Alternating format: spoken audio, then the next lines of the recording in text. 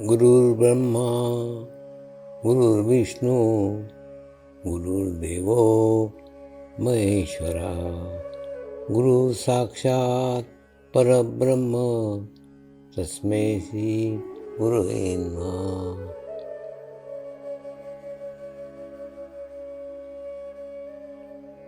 ध्यान की उस स्थिति में जाएंगे जहाँ शरीर भाव पूर्णतः समाप्त हो जाता है।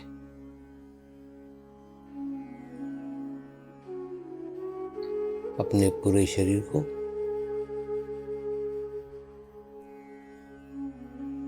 पूर्णतः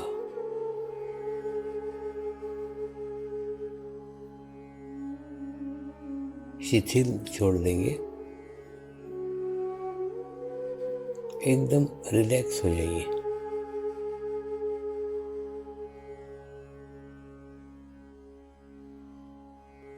मंत्र का उच्चारण करेंगे। मैं एक पवित्र आत्मा हूँ। मैं एक शुद्ध आत्मा हूँ। मैं एक पवित्र आत्मा हूँ। मैं एक शुद्ध आत्मा हूँ। मैं एक पवित्र आत्मा हूँ। मैं एक शुद्ध आत्मा हूँ।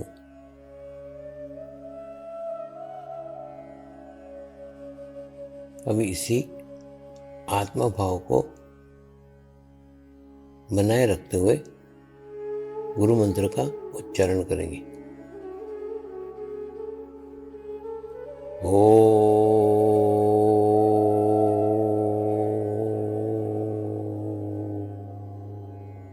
श्री शिवकृपानंद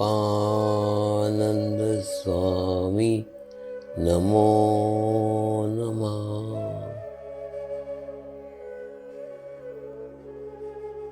ओम श्री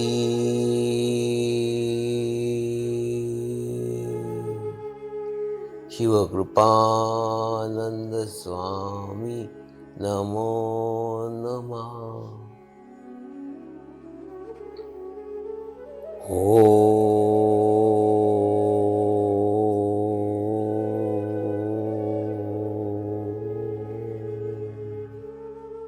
श्री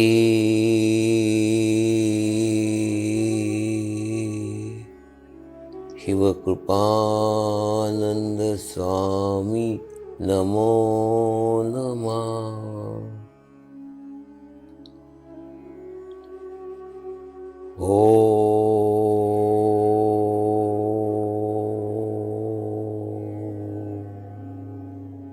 श्री शिवकृपानंद स्वामी नमो नमः।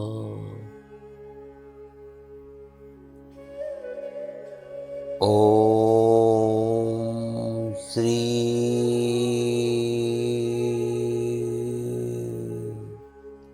शिवकृपानंद स्वामी नमो नमः।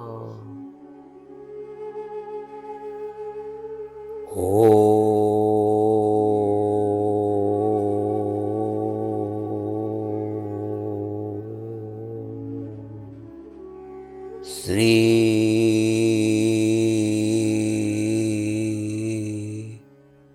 शिवकृपानंद स्वामी नमो नमः।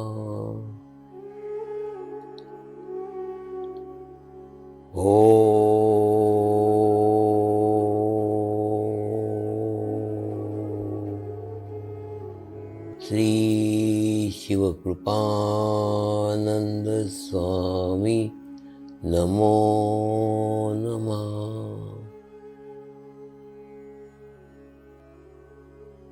ओम श्री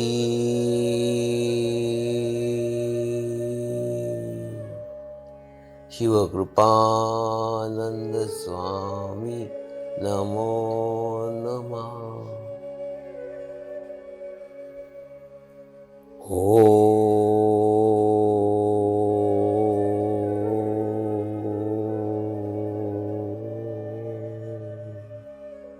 श्री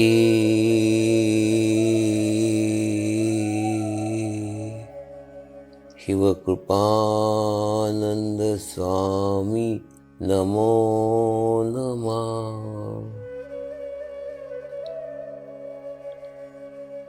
अब आप अपना चित्त सहस्त्रार पे रख के थोड़ी देर के लिए ध्यान में जाएंगे।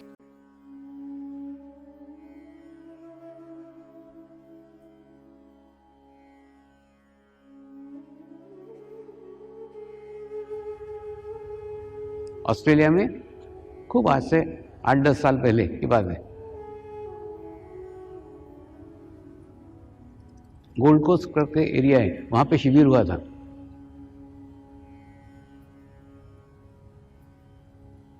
वहां एक हीलर्स अपना बहुत बड़ा सेंटर चलाती थी और सेंटर चलाती थी, उसने प्रयोग किया था आत्म साक्षात्कार कराने के पहले स्थिति क्या है, ओरा में क्या चेंज है, ओरा में क्या बदलाव है, और आत्म साक्षात्कार लेने के बाद में क्या चेंज आता है, क्या बदलाव आता है। ओरा तुरंत चेंज हो जाता है, तुरंत बदल जाता है। वो एक इतना बड़ा कांच का भगोना लेके मेरे पास में आई, उसमें 10 सोने के बिस्किट डाले हुए थे।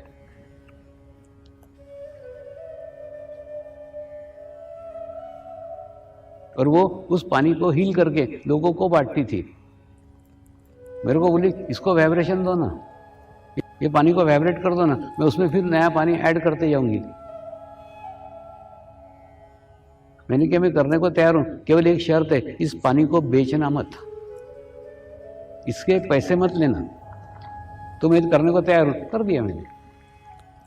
अरे जो चीज अपनी है ही नहीं, परमात्मा के शक्तियां हैं, उसका इस्तेमाल कैसे पैसे के लिए कर सकते हो? व्यवहार में उसका उपयोग हो ही नहीं सकता।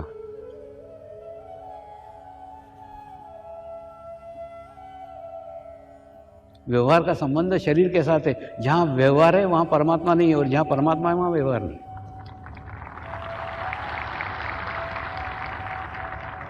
अरे परमेश्वर ने धूप दी है, पैसे लिए क्या? परमात्मा ने हवा दिया है, पैसा लिया है क्या? परमात्मा ने पानी दिया है, पैसा लिया है क्या? नहीं।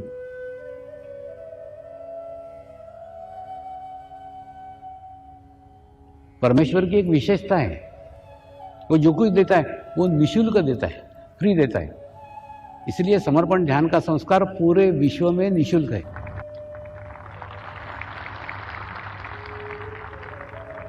नहीं होता है विदेशों में, ये निःशुल्क चीज जल्दी हजम नहीं होती, क्योंकि आदत ही नहीं है निःशुल्क का। फॉरेन का तो छोड़ो, यहां पे हजम नहीं होता। जब 20 साल पहले मैं मुंबई में आया ना, तो उद्योगपति ने कहा स्वामी जी तुम्हारा ध्यान भी ठीक है, संस्कार भी ठीक है, सब ठीक है, लेकिन वो निःशुल्क है ना, तो लोग बोलेंगे वो थर्ड क्लास है। मैंने कहा वो उनकी सोच है, मैं क्या करूं।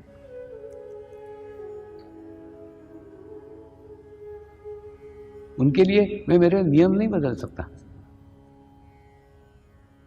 उनके लिए गुरु आज्ञा नहीं चेंज हो सकती, बदल नहीं हो सकता, कुछ नहीं होगा। ये निःशुल्क है, निःशुल्क रहेगा, निःशुल्क रहेगा ही। उसमें कोई बदलाव नहीं किया, कोई चेंज किया। आज वो उद्योगपति मेरे को मिलने को तड़पते, मेरे को मिलने को टाइम नहीं उनको। और जब टाइम था तभी ऐसी फालतू बातों में चित्त डाला। एक आपको बताता हूँ, जिसका नाभि पकड़ा हुआ है ना, वो हर दफे आपको प्रश्न पूछेगा इतना बड़ा कार्यक्रम कैसे हो गया, इसके लिए कैसा व्यवस्था हुआ, पैसा कहाँ से आया। ये सब प्रश्न वो व्यक्ति पूछेगा जिसका नाभि चक्र पकड़ा हुआ है। एकदम ऐसे किसी ने प्रश्न पूछे ना, समझ जाना कहाँ अटका है। इस मार्ग में कोई व्यवहार नहीं है। परमेश्वर का सब निःशुल्क होता है। दूसरी क्या विशेषता है मालूम है परमेश्वर की? तुम उसको मानो, तुम उसको मत मानो, तुम उसको अच्छा कहो, तुम उसको गाली दो, उसका व्यवहार तुम्हारे लिए समान रहता है। आस्तिक के लिए भी वही व्यवहार है, नास्तिक के लिए वही व्यवहार है। नास्तिक भी वही मजे में जी रहे हैं जैसे आस्तिक जी रहे हैं।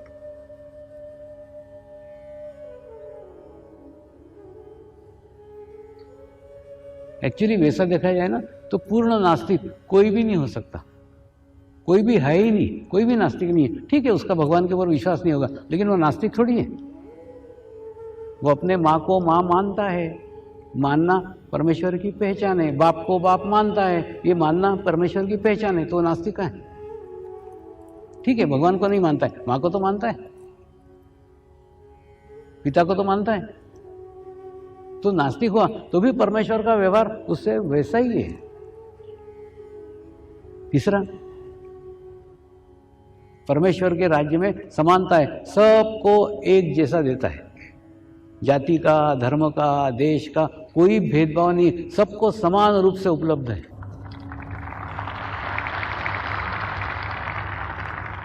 ठीक उसी प्रकार से परमेश्वर प्राप्ति का मार्ग, समर्पण संस्कार भी सबको समान रूप से उपलब्ध है। आप किस जाति के हो, किस धर्म के हो, किस देश से हो, कौन से रंग के हो, कौन से लिंग के, उससे कुछ भी लेना देना नहीं है। आपको अनुभूति समान आएगी, एक जैसी आएगी।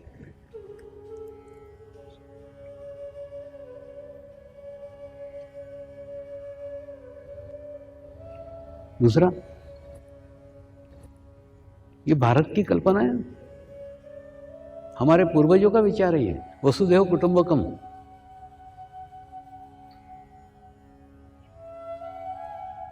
सारा विश्व हमारा घर है, एक कुटुंब है हम। अब आप बताओ, ये कल्पना जब उनके मन में आई होगी तो क्या उसके अंदर कोई धर्म आया होगा? दुनिया में कोई भी ऐसा धर्म है जिस धर्म को पूरी दुनिया मानती हो, पूरी मनुष्यता मानती हो, पूर्ण मानव मानते हो, पूरे देश मानते हो? नहीं, ऐसी कोई भी उपासना पद्धति नहीं है, ऐसा कोई भी धर्म नहीं है।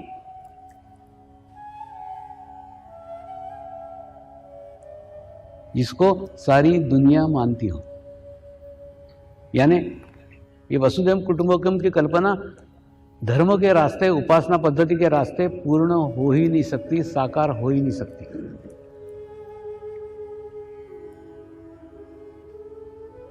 अब दूसरा रास्ता है देवता।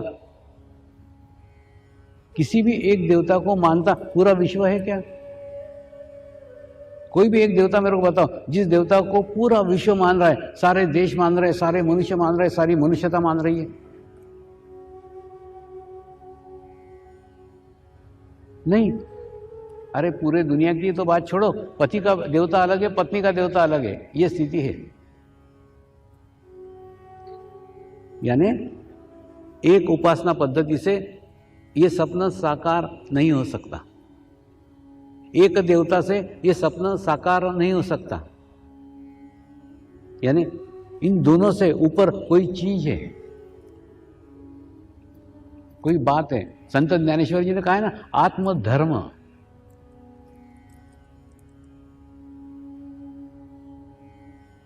आत्मधर्म से उनका आशय उपासना पद्धति नहीं था।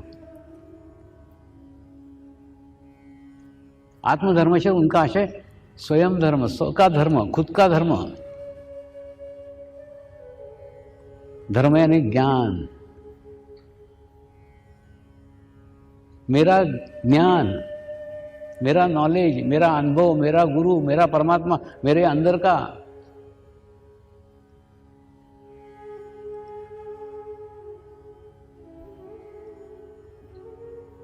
आपकी बाहर की उपासना पद्धति कुछ भी हो, आपकी जाति कुछ भी हो, आपका धर्म कुछ भी हो, आपकी भाषा कुछ भी हो, आपका देश कुछ भी हो,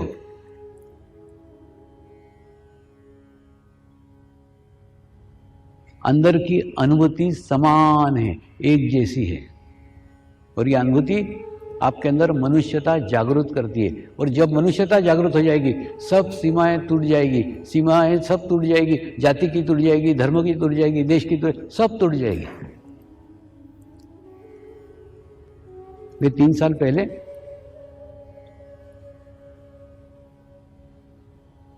मेरे परिवार के साथ मॉरिशस घूमने गया था। मॉरिशस खूब छोटा सा देश है। जब उसका आखिरी दिन था ना उस जर्नी का, उस प्रवास का, एक ही हम होटल में रुके थे, एक रिसोर्ट में रुके थे। उस रिसोर्ट से ही सुबह जाते थे, शाम को आते थे, सुबह जाते थे, शाम को आते थे। ऐसा रोज करके हमने पूरा मॉरिशस देखा। यानी ऐसा बार बार सब जगह होटल्स चेंज करने की जरूरत नहीं थी, एक ही स्थान पर रह के सब देखा जा सकता है। तो आखिरी दिन वहां के सेंटर को विजिट किया। वहां पे मॉरिशस में अच्छा सेंटर है, काफी साधक है। उस सेंटर पे विजिट किया तो हमको खूब आश्चर्य हुआ।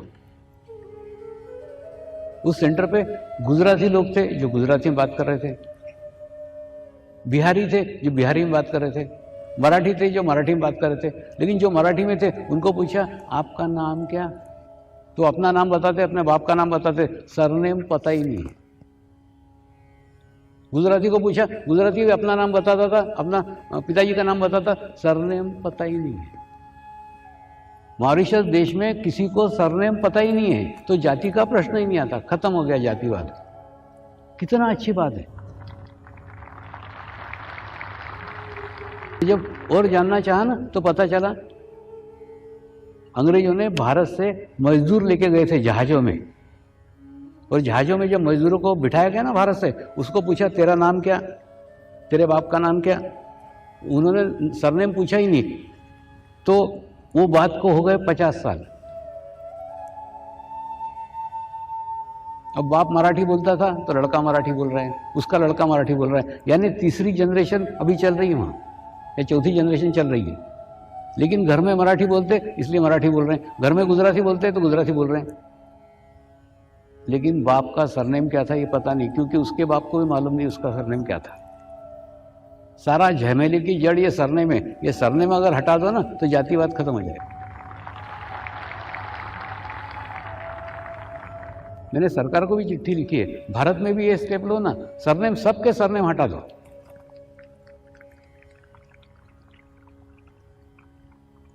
उनको लिखा है कि तुम्हारे राजनीतिक स्वार्थ आड़े आएंगे, कहां कौन सी सीट देने की, कहां कौन सी मेजोरिटी होगा। लेकिन अरे बाबा, जातिवाद अभी हटाओगे, ये हटते हटते तो 50 साल हो जाएंगे। 50 साल के बाद में ना तो तुम रहोगे ना हम रहेंगे, लेकिन जाति मुक्त राष्ट्र होगा।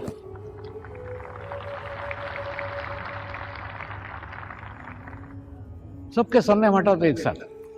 और अभी भले ही तुम कितने तुम्हारे सीटों के जाति का धंधे करते हो ना, सब करते रहो। 50 साल के बाद तो ना तुम रहोगे ना हम रहेंगे। आप कल्पना करो। लेकिन हमारी युवा पीढ़ी उस वातावरण में पैदा होगी जहां पे जाति नाम की कोई चीज ही नहीं।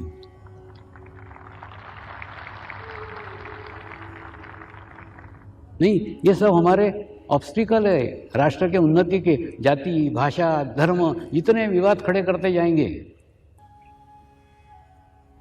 उतनी राष्ट्र की उन्नति नहीं होगी, प्रोग्रेस नहीं होगा। उसका उत्तर मेरे को सरकार की तरफ से जल्दी आएगा ऐसे मुझे आशा नहीं है, क्योंकि प्रश्न बड़ा कठिन है, जड़ें हिल जाएंगी अंदर से। आप बताओ ना, हमको जाति दो ही जगह याद आती, चुनाव में या शादी में।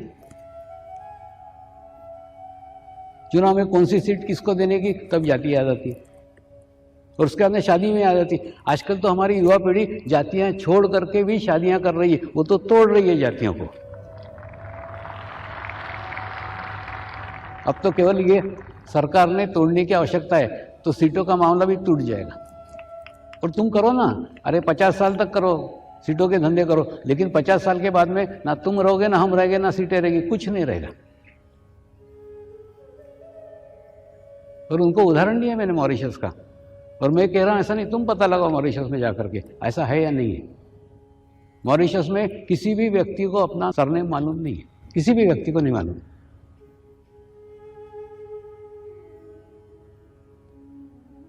गुरु माँ बहुत बड़ी लाल बिंदी लगा करके जाती थी, कई हिंदू आकर के उसके आसपास इकट्ठा होते थे, तुम हमारे देश से आए ना, हाँ ऐसा, मैंने उनको कंफर्म हो जाता था कि भारत से आई हुई है। मेरा चंदन का टीका देख करके पास में आते थे, तुम भारत से आए ना, मैं भी भारत का हूँ, हमारे पूर्वज भी भारत के थे, मैंने वो आके याद करते थे कि हमारे पूर्वज भारत से आए, इतना पता है, हमारे पूर्वज भारत के थे, हमारे पुरखे भारत के थे, भारत से हम लोग आए हुए हैं। हम शायद गुजराती है इसलिए गुजरात से आए हुए होंगे, हम मराठी है शायद महाराष्ट्र से आए होंगे, हम बिहारी है शायद बिहार से आए होंगे। एक अपनापन, अगर आप भारत से आए ऐसा उनको पता भी चला तो भी वहां पे अपने को महसूस होता है, और वो कबूल करते कि हमारा भारत के साथ कुछ भी संबंध नहीं है, भारतीय संस्कृति का हमें कोई जानकारी नहीं है, लेकिन हमारे पुरखे भारतीय हैं, हमारे पूर्वज भारतीय हैं, हम मूल भारतीय हैं।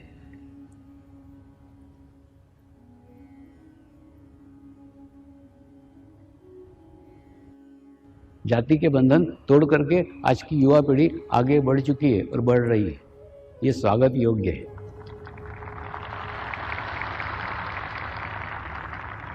ये बंधन तोड़ के जितने हम आगे आएंगे उतनी राष्ट्र की प्रगति होगी, राष्ट्र की उन्नति होगी।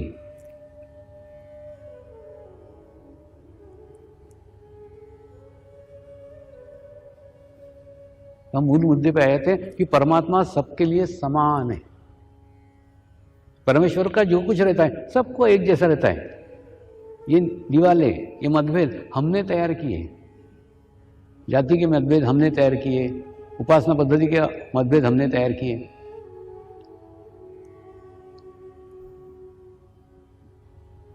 दूसरा, उपासना पद्धति का भी अध्ययन करो ना आप,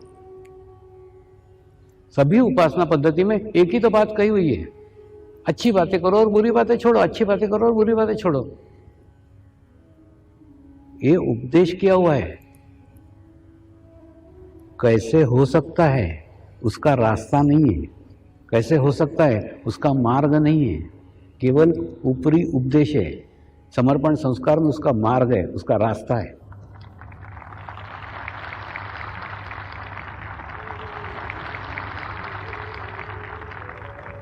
आप अगर ध्यान करो, आप अगर मेडिटेशन करो तो पूरे लाइफ का मैनेजमेंट हो जाएगा। हो सकता है युवा पीढ़ी को अध्यात्म में रुचि नहीं हो सकता है युवा पीढ़ी को मोक्ष में रुचि नहीं हो, स्वामी हमको मोक्ष नहीं चाहिए, ठीक है, वो भी बात सही है। अध्यात्म में इंटरेस्ट नहीं, वो भी बात सही है। लेकिन एक सुखी जीवन की, सफल जीवन की इच्छा तो है। अगर आप आपके जीवन में मोक्ष का लक्ष्य रखते हो कि मुझे मेरे जीवन काल में मोक्ष की स्थिति पाने की है, अगर कोई युवा अपने जीवन में लक्ष्य रखता है तो उसके जीवन में क्या चेंज आएगा? चेंज ये आ जाएगा, वो नियमित ध्यान करेगा, नियमित मेडिटेशन करेगा तो सदैव वो वर्तमान काल में रहेगा। उसकी शक्ति भूतकाल में जाएगी नहीं, भविष्य काल में जाएगी नहीं। वो जो कुछ कार्य करेगा वो सर्वश्रेष्ठ कार्य करेगा। इसलिए मैं माँ बाप को बोलता हूँ, तुम तुम्हारे लड़के को डॉक्टर मत बनाओ, तुम तुम्हारे लड़के को इंजीनियर बताओ, तुम उसको योगी बना दो। उसको जो बनने का, जो मूलभूत गुण उसके अंदर है वो खुद ही विकसित हो जाएगा, वो अपना अपना हो जाएगा उसको जो होने का।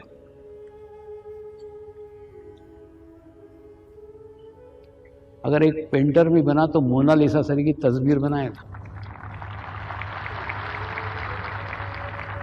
हुआ था ना, मैं एक बार सातारा के महाराज के उसमें गया था,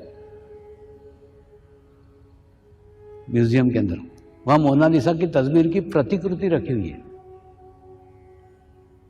मैंने पेरिस में उसकी मेन भी देखी है। वो कोई देवी नहीं है, वो कोई देवता नहीं है, वो कोई भगवान नहीं है, कोई परमात्मा नहीं है, कोई नहीं है।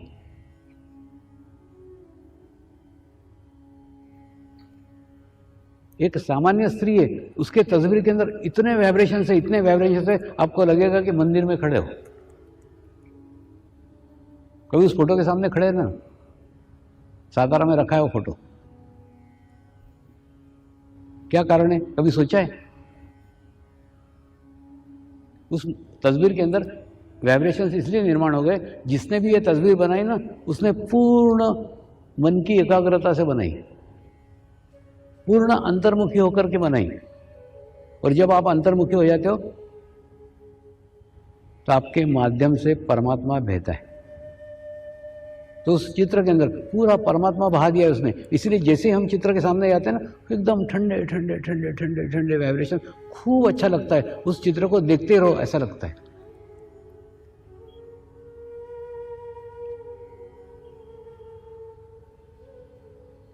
तो युवा अगर ध्यान करेगा, अगर मेडिटेशंस करेगा, तो मन की एकाग्रता से कार्य करेगा। और जो कुछ कार्य करेगा वो क्या कर रहा है उसको कोई महत्व नहीं। जो कुछ कार्य करेगा वो सर्वोत्तम कार्य करेगा, सर्वश्रेष्ठ कार्य करेगा।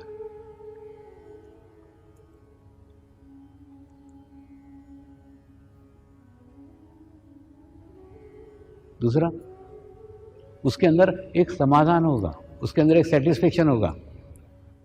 जो कुछ जीवन में मिला है उसमें तृप्त रहेगा, समाधान रहेगा। ऐसा धीरे धीरे धीरे धीरे बढ़ते बढ़ते वृद्धावस्था तक जाते आते एक ऐसे स्थिति को प्राप्त करेगा जिस स्थिति में पाने के लिए जीवन में कुछ भी बाकी ही नहीं रहेगा, एकदम तृप्त, कुछ नहीं रहेगा, पूर्ण समाधान की स्थिति। यही स्थिति मोक्ष कहलाती है, मुक्त स्थिति कहलाती है।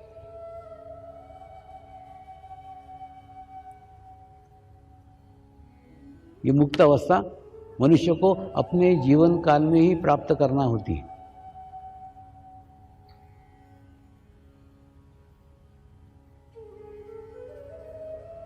हमारे जो वानप्रस्थाश्रम का उदाहरण था कि वो सही है।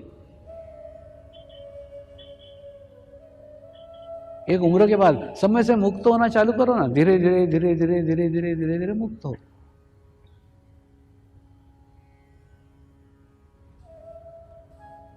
वास्तव में हमने हमारे जीवन काल में इतना जोड़ रखा रहता है, वृद्धावस्था में कोई जरूरत ही नहीं थी पैसे की। अवस्था सिर्फ रहती है सब में से मुक्त होने की। हम सब में दखल अंदाजी कर दें।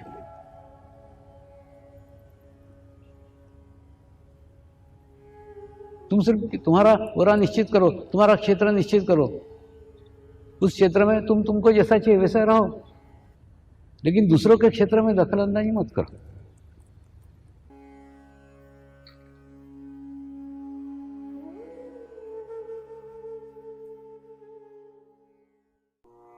प्रार्थना करेंगे। हे परमात्मा, हम सभी पवित्र आत्माएं आपको हृदय से प्रार्थना करते हैं कि सारे विश्व में शांति हो, सारे विश्व के आत्माओं की आध्यात्मिक उन्नति हो एवं सर्वांगीण उन्नति हो। यही हम सब आत्माओं की शुद्ध इच्छा है। हे परमात्मा, हम सभी पवित्र आत्माएं आपको हृदय से प्रार्थना करते हैं कि हमारे सद्गुरु श्री शिव कृपानंद स्वामी जी का स्वास्थ्य सदैव अच्छा रहे, उनकी आयु दीर्घ हो। यही हम सब आत्माओं की शुद्ध प्रार्थना है, शुद्ध प्रार्थना है, शुद्ध प्रार्थना है। शांति पाठ करेंगे। ओम ध्यो शांति अंतरिक्ष गुम शांति पृथ्वी शांति रापः शांति औषधयः शांति वनस्पतयः शांति विश्वे देवाः शांति ब्रह्म शांति सर्वगम शांति शांति एव शांति सामा शांति एधि ओम शांति शांति शांति सर्व इष्टसु शांति भवतु।